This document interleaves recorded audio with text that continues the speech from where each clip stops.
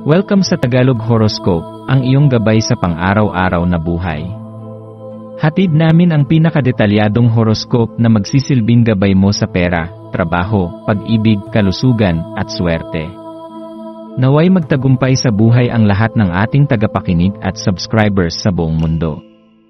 Maraming salamat sa pag-subscribe at tanggapin ang siksik, liglig, at umaapaw na biyayang hatid ng Tagalog Horoscope.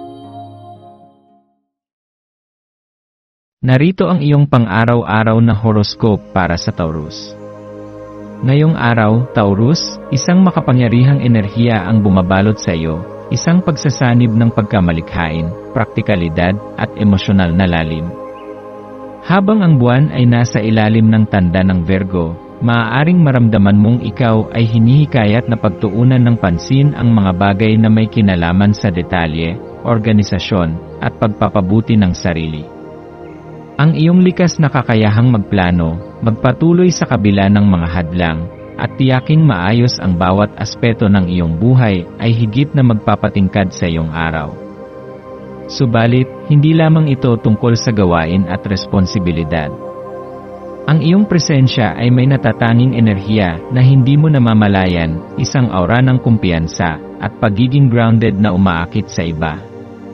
May mga tao sa paligid mo na maaaring humahanga sa iyo mula sa malayo, hindi lamang dahil sa iyong husay, kundi dahil sa iyong likas na kakayahang gawing maaliwalas at komportable ang paligid.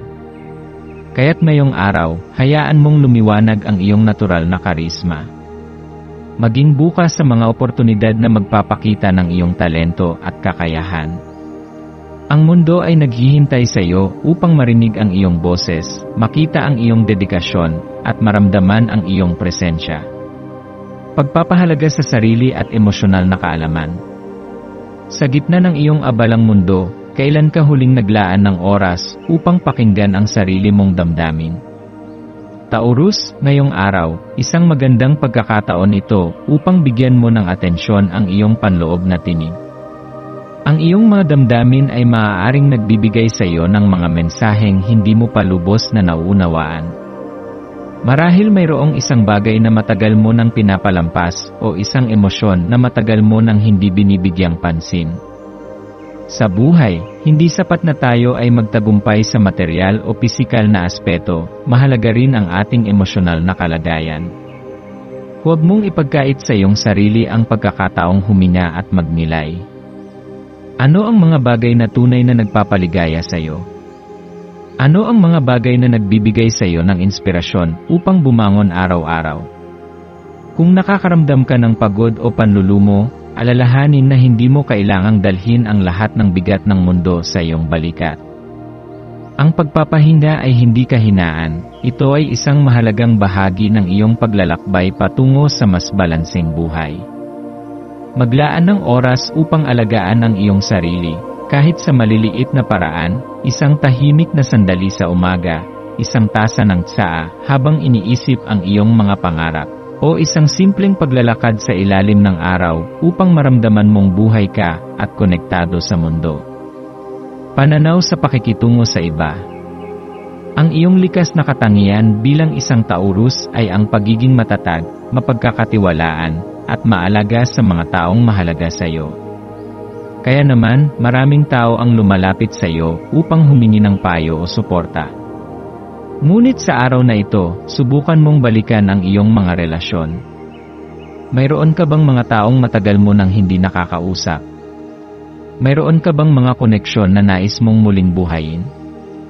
Ang komunikasyon ay susi sa pagpapatibay ng anumang relasyon. Kaya't huwag mong hayaang lumipas ang araw na hindi mo na ipapahayag ang iyong pasasalamat at pagmamahal sa mga taong nasa paligid mo.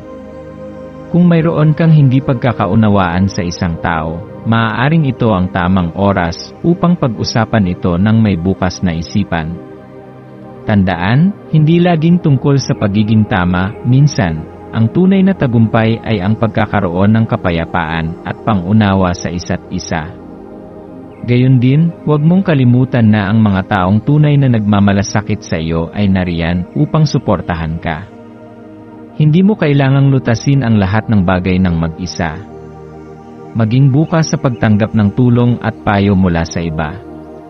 Ang tunay na lakas ay hindi lamang makikita sa kakayahang tumayo ng mag-isa, kundi sa kakayahang aminin na minsan, nangangailangan din tayo ng ibang tao upang magpatuloy. Pagtanggap sa hamon ng araw.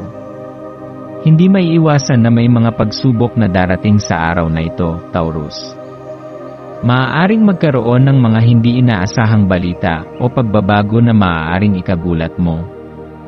Subalit, sa halip na tingnan ito bilang hadlang, subukan mong tingnan ito bilang isang pagkakataon upang lumago at matuto. Ang buhay ay hindi palaging perpekto, ngunit ang iyong kakayahang harapin ang bawat pagsubok ng may determinasyon at tiyaga ang tunay na magdadala sa iyo sa tagumpay.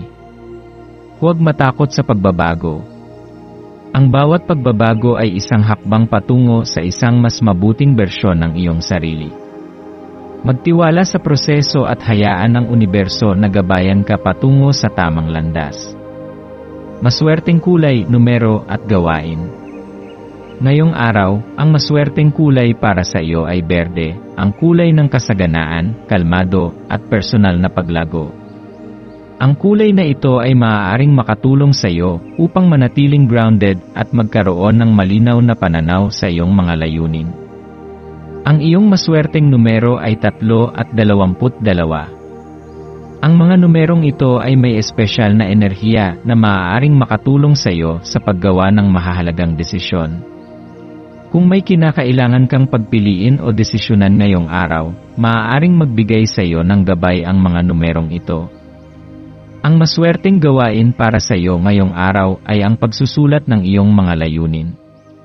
Ang paggawa ng isang listahan ng mga bagay na nais mong makamit sa susunod na linggo o buwan ay makakatulong sa iyo upang magkaroon ng mas malinaw na direksyon sa iyong buhay. Ang pagsisimula ng isang journal o planner ay maaari ring maging isang epektibong paraan upang mas mapalapit ka sa iyong mga pangarap. Payo at pangwakas na mensahe. Taurus, ngayong araw ay isang paalala na hindi mo kailangang madaliin ang proseso ng buhay. Ang bawat araw ay isang bagong pagkakataon upang matuto, lumago, at mas maging matibay. Huwag mong hayaang ang maliliit na problema ay hadlangan ang iyong mas malaking pangarap. Magtiwala sa iyong kakayahan. Ang iyong sipag, tiyaga, at matibay na paninindigan ang magiging susi sa iyong tagumpay.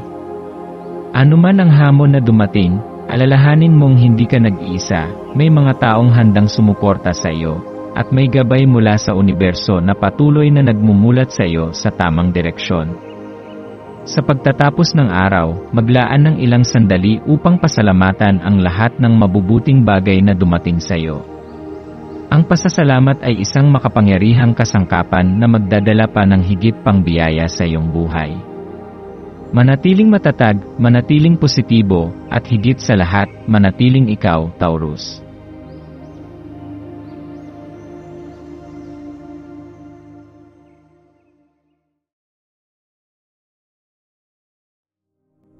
Tayo ay magkaroon ng kaunting sandali upang ipagdasal ang lahat ng mga dalangin ng ating mga subscribers, na sana'y matamo nila ang kanilang mga pinapangarap sa buhay, magandang trabaho, mabuting kalusugan, payapa at masayang pamumuhay, at siksik, liglig at umaapaw na biyaya at kayamanan. Ipinagdarasal namin ng mataimtim ang lahat ng mga komento sa nakaraang video, at hinihiling namin, Panginoon, na pagpalain mo ang ating mga subscribers ng masayang buhay sa mundong ibabaw. Maraming salamat po. Maraming salamat sa panonood ng iyong horoscope ngayon araw. Naway gabayan ka ng mga bituin sa iyong landas. Huwag kalimutang mag-like, share, at subscribe para sa iba pang cosmic na kaalaman. Hanggang sa muli, manatiling konektado sa universo